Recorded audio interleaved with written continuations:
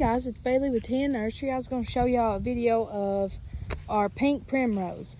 These bloom earlier in the day, other than our yellow primrose that bloom in the evening.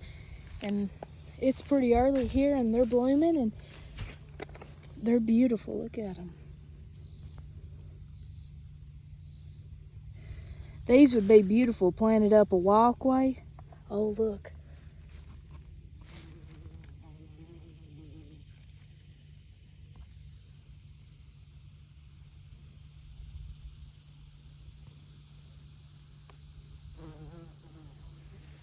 That was just proof that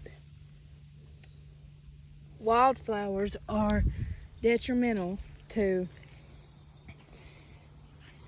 our ecosystem. Did you just see that bumblebee and then that big caterpillar that's living off the primrose?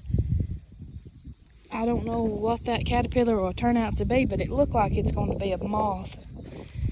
Wouldn't these be lovely planted up a walkway?